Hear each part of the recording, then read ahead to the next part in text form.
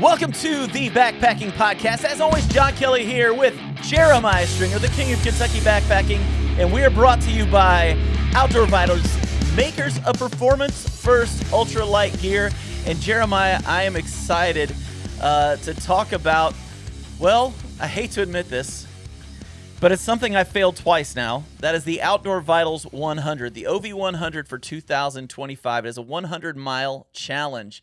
And for those of you who are online right now watching this, you can see some of the really cool things that come with it, like a free merino wool hoodie with registration. And I just want to point out that merino wool hoodie that you get with that's the Turn merino wool hoodie. That hoodie is $85. So for a $67.97 price for signing up for this, you're getting a hoodie that's worth more than the price of registration. What a deal. I mean, just to get the hoodie, it's worth it, right? I think that's the hoodie I wore on the Camino, actually. That thing performed fantastic. Washed it literally every day for, 6 weeks straight, and I still wear it. Quality product. It's fantastic. I've got one as well, and I love it. The great thing about them is they breathe well. They wick sweat well. Everything about them is just really nice. And the merino wool is just super soft. It's a lot softer than like a polyester or something like that you would wear. Couple things about the OV 100-mile challenge I want to throw out there. This is an opportunity for you to kind of, if you haven't been hiking for a while and you want to get back into it, or you're somebody who just wants another challenge, this is great. The idea is to hit 100 miles over the course of a few months. Now, you can do that in one continuous trip or in stacked trips. Most people do the stacked trips just because it's hard to get away for an entire week or two to be able to do 100 miles. And doing 100 miles in a week is a challenge for a lot of people. But it's a great opportunity to get out there and kind of jumpstart your hiking and get back into it. If you're watching the screen again, you'll see it says what you get. You get a $50 value of the registration, an $85 value of the free hoodie, admission to an exclusive Facebook group, access to live Q&As and guest speaker calls, and some of those are really cool. And actually, some of the guests that we've had on this podcast came because of those calls. You also get a 100-mile framework workbook, which is fantastic. It gives you all the workouts you need, shows you how to train. You've got digital course modules and resource links, 100-mile finisher shirt, 2025 finisher pin, plus you get event stickers. And one of the great things about this also, and I'm not gonna say for sure they're doing it, but usually there are some sponsors involved who also chip in and make it worth your while. So definitely something you need to check out. That's being done by Outdoor Vitals. They have been awesome sponsors of this podcast, and we couldn't be more thankful for them. So thank you, Outdoor Vitals, for your sponsorship of this podcast. Now, Jeremiah, I have to ask you something. Yeah, what's up? What's your pick for the Super Bowl? Oh, for me, the Super Bowl is tomorrow, and I'm headed out of town. I'm playing a little hooky from work, actually. I know y'all are listening, and you've already watched the Super Bowl, and I'm sure Kendrick Lamar done a great job at halftime, and we got to see, you know what the betting odds are on how many times Taylor Swift appears on TV? you know man. How many? I'm gonna say 75 times. You think it'll be 75 times? Well, that'll be a lot of touchdowns. But now 11 times you can bet on this. Well, you could have bet on it. And, of course, we're living in the past right now. But yeah, I'm going to say the Chiefs, you can't bet against them. I want to say they win 28-17, and Philadelphia goes home sad. Here's what I'm going to say. If it's a close game, it's going to be Kansas City. Kansas City doesn't win blowouts. They haven't all year. It seems like every game they play is close. Mm-hmm. I think this is going to be a nail biter. I think it's going to be Kansas City, but I'm going to go with 24-23. Boy, it doesn't get any closer. I think it's going to be a nail biter, man. Here's the thing, though. If Philadelphia comes off fast and can get up by 3 touchdowns, the game's over. A little tush-push action. Yeah, a little tush-push action. It starts happening. For those who don't watch football, that's just a little play that they do to get a yard where they push the quarterback across the line of scrimmage or push across the first down mark. But I'm just gonna say, if it's close, you never bet against Patrick Mahomes. It drives me nuts. I don't want Kansas City to win. I just want to point that out. For all you Kansas City fans, I love you to death, but I'm sick and tired of you guys winning all the time. I really want somebody else to win. So I know it's not going to be my Cleveland Browns. I don't even know if we're going to have our best player next year at this point. But yeah, I can't go against the Kansas City Chiefs. Let me give a little shout out here, Trail Medic Keith. I think that we're actually going to see him at the end of the month. Really, I was texting back and forth with Jeremy. We talked a little bit about this on the podcast, but there's a few of us that are doing a little off roading at the end of February, beginning of March. Looking forward to it. It's gonna be fun around the Gort. Yeah, it's going to be a great time. So I'm sure. Apparently, we're eating pumpkins and going to a spa. Is that right? Well, I don't think it necessarily turned out that way. That's the way it sounds, but might run over a few pumpkins and drive through the spa. Yeah, for those wondering what the heck I'm talking about, I think those are a couple trails that we're going to be riding on. But when the email or when the text was sent out, it says, I think we're going to do pumpkins and spas. And I'm like, so I immediately sent back a text. And I was like, is that dessert and like a hot tub? I mean, I don't know what this means. And so he had to explain to me what that was. I took Bridget on a date there, and at the time she was pregnant, so we weren't really doing any backpacking, but our buddy Mike let us borrow a Jeep, and we actually drove those two trails, the Pumpkin, whatever the names are, and then Spas Creek and stuff. And cool. I got to tell you, dude, if you've never done the off-roading and never been Jeeping, you are driving over things like the size of a couch. Like, you're thinking vehicles should not be able to go there. So right. I'm excited. I'm excited to hang out with you. Going back to the Super Bowl, by the way, a little insight into my life.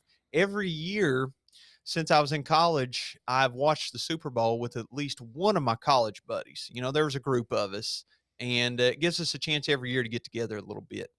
And this year, I'm going to be watching it, me and Bridget, and we're taking our baby along. And then our buddy, he was my best man at my wedding, but him and his wife are going to spend one night at their place, and they have a baby that's only a few, I think maybe like 6 weeks younger than our child. So first time parents, we're going to hang out, watch the Super Bowl.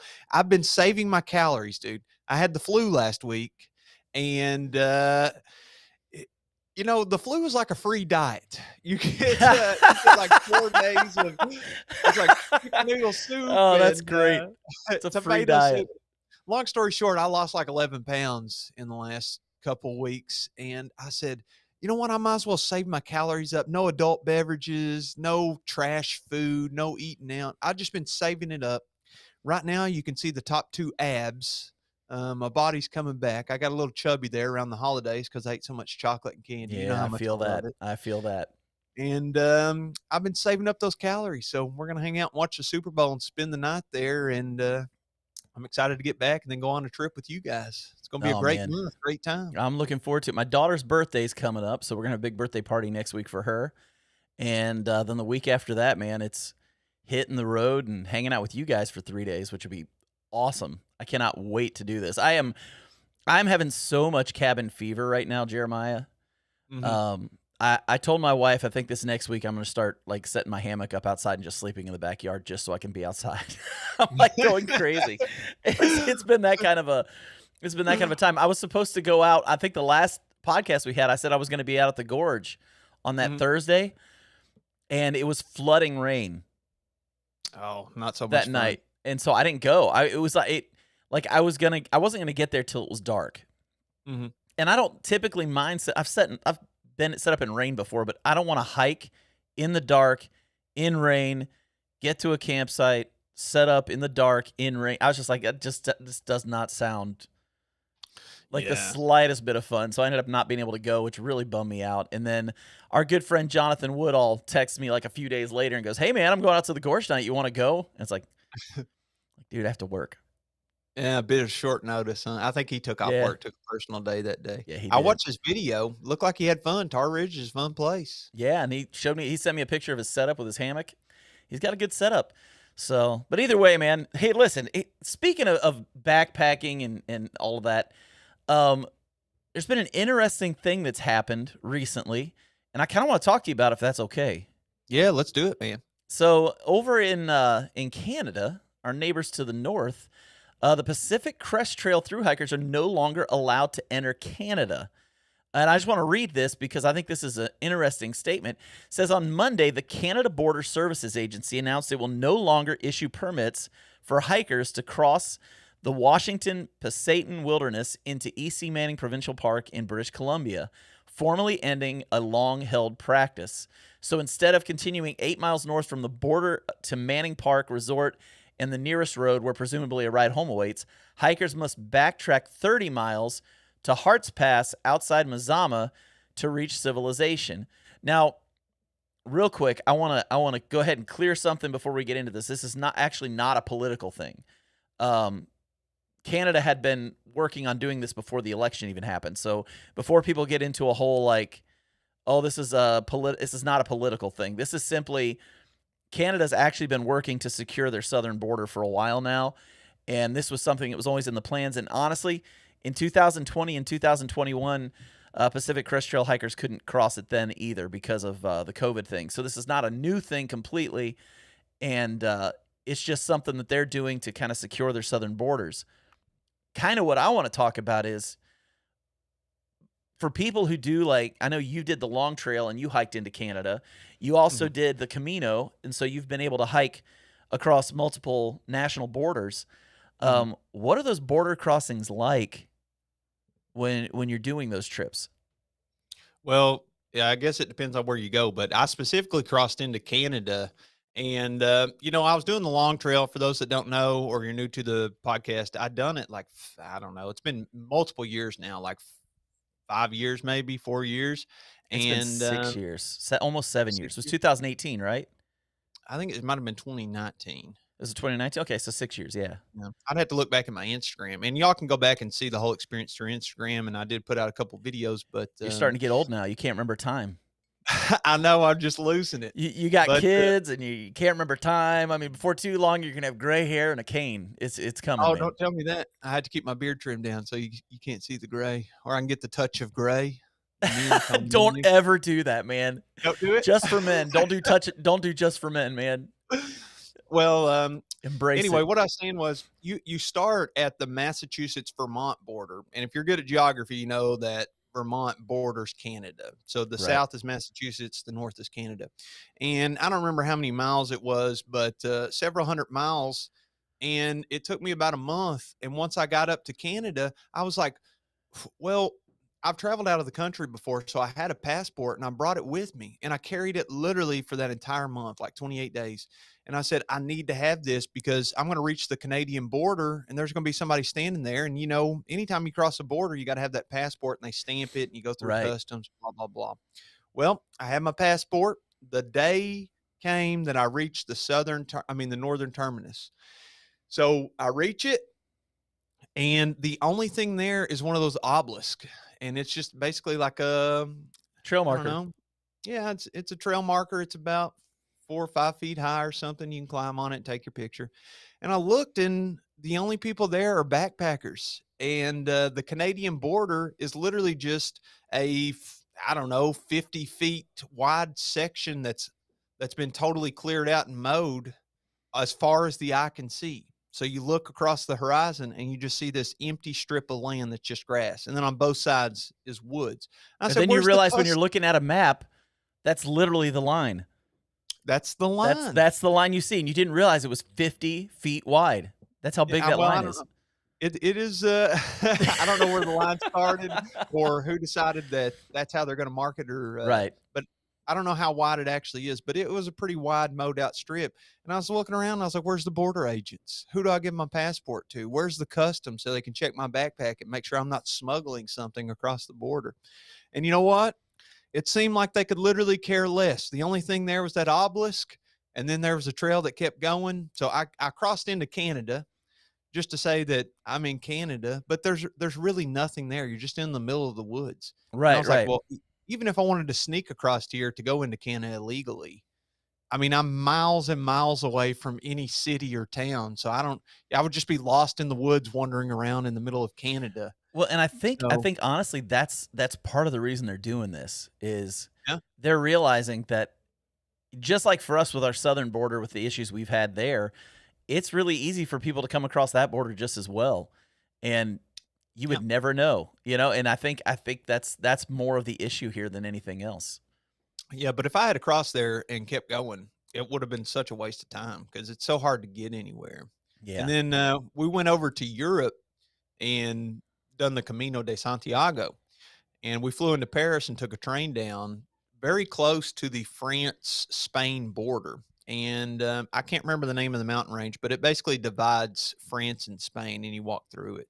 right. And, since both of those are part of the European Union, you didn't have to get a passport stamped or go through customs or anything like that. There's a bunch of countries over there that you can just freely travel across the border without any issues. So when I crossed that border, it's no big deal. The only big deal is basically flying into the airport and going through customs. And then when you leave, going through the airport and get back to the States and go through customs. So I'm kind of surprised about, honestly, them shutting down the border crossing there for this trail. Seems like a minor issue to me, but I don't know. I don't work for the government, and I really don't have a strong opinion on it. But to me, from experience and actually living through it, it looked to me like you're just in the middle of the woods, and your number one objective is not going to be to sneak into Canada. If you're going to do it, you probably wouldn't do it there. You'd want to go somewhere where you're close enough to civilization that you're just not lost wandering in the woods. Yeah. Yeah, I don't know, I just know that it's something apparently they've been working on for some time. Um, it's what's been really neat though is, like, I was reading, a couple things in this article, and I thought it was really cool, like, one of the hikers made the comment that, I'm trying to see if I can find it in the article, but basically it was the idea of, because they'll now have to backtrack 30 miles Oh, to can you come back up. imagine? Oh, that Um, is terrible. but You're but talking here's what about it says. displaced It food. but check this out. This is an interesting look at it. It says, PCT through hikers will already have to plan the logistics of resupplying on a multi-month hike, train for physical exertion, and prepare for obstacles ranging from heavy snow to wildfires, are taking the decision in stride. Some see the extra 30 miles of hiking through the North Cascades as a victory lap and a chance to high five hikers still trudging north. So I thought that Mm, was kind of cool. Just, I mean, really, if you're already hiking, what is it, like 3,000 miles? yeah, what's another 30? What's another 30? I mean, it's real. I mean, yeah, to someone who doesn't hike that many miles often, that probably does seem like a lot because for some people that's a weekend. For those guys, Yeah. that's a day and a half. Might even be just Yeah, one day. yeah, especially Um, PCT. yeah, so and everybody I talk to who through hikes like the Appalachian Trail, the PCT, or any of those, they get to the end and it's kind of empty. It's kind of like, wait, we're done. So Yeah, you adding an kinda extra feel day hollow. isn't necessarily negative for a lot of through hikers. I think the only issue I've seen is there's one hiker who said it's a disappointing development. The opportunity to cross into Canada has been a cherished part of the experience for many people for decades.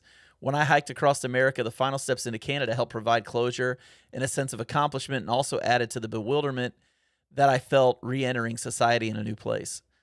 So I think there's probably two sides to it, but it seems like most people are really just kind of taking it in stride Mhm. and realizing, you can fight it, but there's really nothing to fight. It's an entire government. So, you know, for a I'm trail. wondering I'm well, first of all, on the extra 30 miles, uh, it's gonna be a bit subjective because some people are gonna like it, some aren't, to do Yeah. that extra 30 miles. For me, once I have completed the objective, like, once I reach the long trail and, I've got to the border, and then I didn't do a whole lot of planning. You just basically are doing a job every day. You're Yeah. walking, setting up, Get going up, to do your sleep. miles. Yeah. Yes.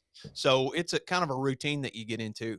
But once I reached the actual final objective and then found out I still had like 4 miles of walking just to reach a road so I could hitchhike into town, I was Right. like, this is BS, man. I'm done. I've been doing this for a month, and these people that are through hiking, some of them's been doing it for 6 months. So it is subjective. It's going to depend on the individual, and they may want that victory lap. Yeah. But for me, I wanted to be done. But on the contrary, on the Camino, once you reach Santiago, that's kind of the final destination. But believe it or not, I walked another 4 days just so we could reach the coast. Because, like you said, sometimes you don't want the memories to stop coming. You Yeah. wanna keep going, you wanna keep hanging out with your friends. You've had this life-changing experience, and then all of a sudden, different set of railroad tracks, and you're living a different life. It's back to the real world or, Yeah, you you got know. and plus you gotta do all the logistics of getting back to the airport, getting a flight home, dealing with all that stuff, and it's kinda like, "Can I just keep hiking?" You know, Yeah, like, "Can I just keep doing this? This is way better." yeah. Um, so I think you're Now gonna see both. I think it's both there, but the way I see it, I think one of the things about backpacking that's different from a lot of other things is that in backpacking, you adapt. That's kinda part of the deal is you never know if a trail's actually gonna be in good condition or not. You never know what the weather's gonna be. You never know what the temperature's gonna be. Um, so in this case, it's once again, it's just another thing to adapt to for backpackers. Mhm. You can whine and cry about it, but I mean, have you ever hiked with somebody who whined and cried about the weather the entire time, or whined and cried about the conditions of the trail the whole time? I mean, it's not fun. It takes away from the trip. So you can either whine and cry about it, or you can just take it in stride and do what you got to do. Yeah, I tell those people, "You go ahead, I'll catch up with you." Yeah, I get a little later. Hike Now your I'm own hike. wondering this is what I'm wondering though. Now I've been a teacher for 10 years, and, as I said, I'm a new parent. So, one thing I learned from teaching is you do not make rules, and I think this is true for parenting as well. I just haven't reached that point yet because our baby's only 7 months old. But one thing I've learned is you do not make rules you can't enforce. You know, they talk about picking your battles and blah, blah, blah. But if you make rules, and I'm sure parents, if you're a parent and you're listening to this, then you already know this. You don't make rules you can't enforce. So I'm wondering what exactly are they doing? I know the southern terminus on the PCT, the article that I read, we read a few different ones, but the one that I read said that it's not a problem at the Mexican border because you can literally drive a vehicle all the way down to the southern terminus. But at the Yeah, because northern it's still in border, the United States. The terminus is still in the United States, and sure. you can. I think there's a fence, and you can reach your arm through it, so you can say your arm was in Mexico or something like that. Well, what are they gonna do? What logistically, what is gonna happen at that border? Because you're not gonna station somebody there, I would assume, because it's probably, like I said earlier, the middle of the woods or Well, this past year, I think only 700 people total did it. So that's going to be stretched out over how many days? You know, you're not going to have somebody out there every day of the year because that doesn't make any sense because you're not going to have that many days with people passing that border. So Mhm. are they gonna man it during the peak time when most people are crossing the border? Are they putting up a fence? Um, I That's don't what know. I want to know. I wanna know how do you enforce it? Because you can say all day long, "You're not allowed to do this, you're not allowed to do that," but at the end of the day, if nobody's out there, I guarantee all those hikers are gonna walk. I think that their issue is that the terminus being there, the road that you're gonna get to go back home is in Canada. So then you have somebody that's crossed this international border, and then they're looking to get back into the US, but now they're in Canada without a stamped passport and they're trying to cross back into the US via road. So for me, I've just walked across the border and then walked back into the US Well, along a and backpacking trail. and the thing is, it's the marker is actually south of the international boundary marker. So I'm wondering, um, I think it's I just shorter to cross into Canada and take a road, like hitchhike back. yeah, I think that's what But it is. I think you just can't go into Canada to get on a road. I think you're still going to be able to get to the terminus. I just think it's going to be harder to get to a road. yeah, that's from what I read, logistically speaking, that's why you're adding 30 extra miles is because you Yeah. gotta walk back to the road in the US instead of walk to the nearest road in Canada, which is much closer. Well, if you got 15 grand, you could just call like emergency services and you could helicopter out. Yeah, So or we there, could get there's one of those, drones. You just hold on to the drone and let it give you a ride back. oh yeah, that'd be great. Maybe that's the future for backpacking. Yeah, could you imagine if they had like people carrier drones, like in a friend of yours could just be like, "Hey, you made it? Okay, cool. I'm sending the drone." And you see Yeah, this thing well, fly over it, you just kind of strap yourself in and it flies you out. that would be awesome, but That'd be I think it'd sweet. be very dangerous. It'd be like a helicopter, except automated. Yeah, and you're hoping the battery lasts. I'm not gonna be an early adopter of that. I'll go ahead and tell you. I'm gonna let them work out the kinks. You're not gonna early adopt a people carrying drone.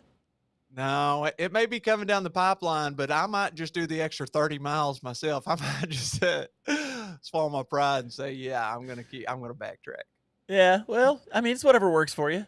It's whatever works for you. But I mean, at least you're not losing the terminus because for some reason I in my head thought the terminus was actually in Canada. Like you had to cross the border to get to the terminus, but I just looked it up and no, it's actually south of the international border. Hmm. So, um, which is interesting. I just kind of assumed it was actually in Canada. So, Yeah, I was literally looking at a map of, like the PCT, especially the top part, and it says the Canadian border is at mile 2,652.6, and then people wanna reach the road, the nearest road, I would assume, to it's like 5 logistically miles, right?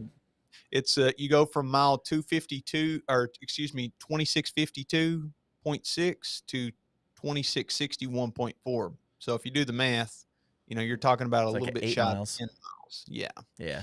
So that's Highway 3, Okay. Manning Prov Park. Yeah. According to Interesting. this map on pcta.org, Yeah, Pacific the Crest Trail Association.org. Google AI, which is fascinating to me because you can look something up now and it'll give you all the answers right there. It'll just look up every article on the planet, and it already says that crossing the international border on the PCT is illegal. This just Oh, happened wow. on Monday, and it's already got it posted. So interesting They stuff. work fast. Anything else that you wanted to talk about on the PCT? I don't want to beat a dead horse here. I know we It, got maybe a couple no, other. no, I was just kind of curious what it was like crossing borders for you, like what you've done and all that. But what I would like to ask you about Jeremiah is your studio area there looks really nice, man. What'd you do? Oh, thanks. Well, if you made it this far into the show and you're a regular watcher, if you're a listener, you're not really going to notice any difference. But if you're a watcher on Spotify or YouTube, you might have noticed that my background is different. We bought Yeah. this house a few years ago, and I've kind of neglected this space a little bit, especially since we had our child. And I got the flu, and then once I started feeling better, I put in like 3 or 4 good days of solid work of redoing this, what I would call my little content creation studio. So in the background, I hung up, I think like 11 backpacks. So I have some of her outdoor vitals, my first backpack. I even got it's hard to see because it's on this little door hanging up slightly out of frame, but even an external frame.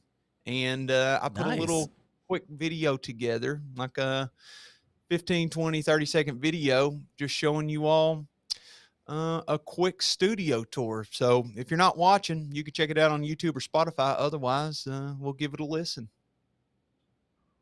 Here's my quick tour of the new YouTube studio. You come in, got the backpacks in the background, got all my gear stored over here in this little cubby window area, and got the computer all set up, about to record with John, and got my Daniel Boone passes up there. Sweet, dude. That looks awesome, man. And you've actually adjusted where your desk is.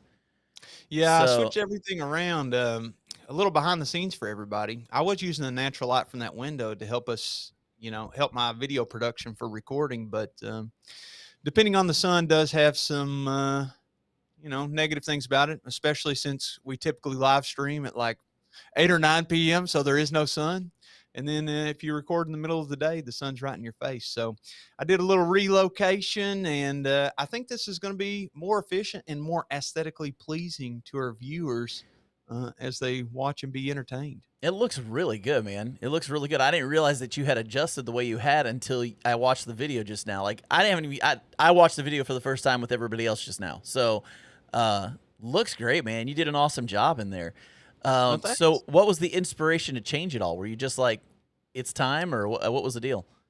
Well, I think what happened is that we had this baby, and so a lot of things get put on the back burner, and then I don't know, you get so busy and there's things you want to do, and it's kind of depressing that you don't get to do all the things that you want to do. Like I was totally independent, and then you have the baby, and then all your time's taken. So Right. then I went from backpacking like 3 or 4 times a month to once a month, or 0 times a month whenever he's first born. And then now I think I'm getting my fire back a little bit. Um, unfortunately, as you might have seen from the video, I when I was working on this, dude, I was like piling stuff in different piles. I was like, this stuff is trash. There's the trash pile. This pile, this is stuff that needs to go to the basement. This pile needs to go downstairs. This pile needs to be donated to Goodwill or wherever. And so I still have a couple of piles outside the door. So I probably should have closed the door so you couldn't see the mess. But we're raw here and we're honest. I Yeah. can't really say exactly what fired me up to do it, but I did go through all my gear, dude. To relate it here to backpacking instead of just talking about me. Yeah. I have all this gear for backpacking, and some of it's junk, some of it's great, some of it I've been sent for free, some of it I've bought, and I've just collected it over the years now. I went through all these bins, dude, and found some stuff I think I'm going to take out with me, some stuff to donate, but everything's reorganized. And my favorite thing is I didn't show this in the video, but over my shoulder here, I have a closet and I put a little rack in there and I have my backpack packed up, ready to go. The only thing I need to put in there is food and fuel and water, and I could just take it and go. And I'm going to leave that as a permanent spot.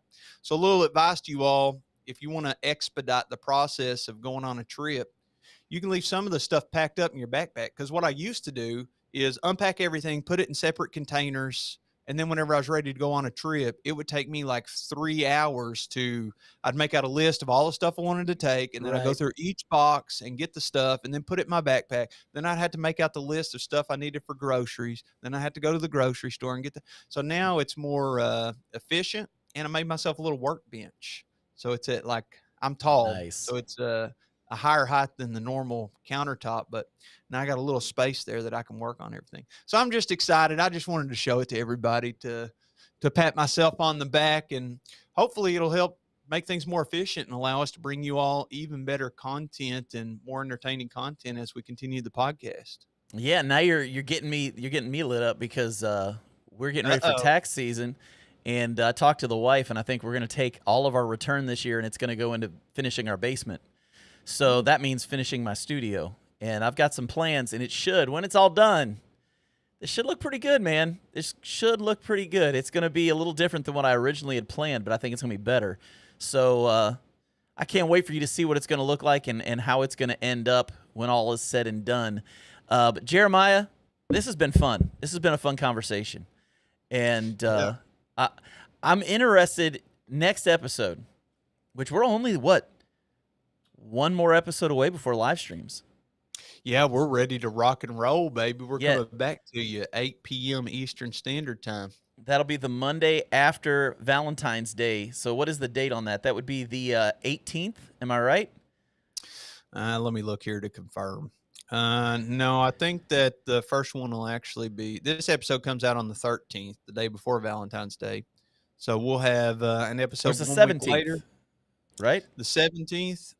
That Well, Monday we could night? talk off air, but it's either the 17th or the 24th. But of course, we'll make an announcement. Oh And yeah. if you follow us on Instagram or Facebook, then it'll definitely be on there. And we'll probably put out a community post on YouTube, and y'all can click the notify so you can hop on the live stream and actually interact in real time with us or the guests that we're having on and ask your questions and be entertained. Yeah, and if you haven't yet, get on TikTok and sign up as and follow us on TikTok. We put out videos literally almost every single day on TikTok, little sections from podcasts, and as we move forward, we'll probably be putting out some other things, especially since Jeremiah and I are going to be together in a couple of weeks.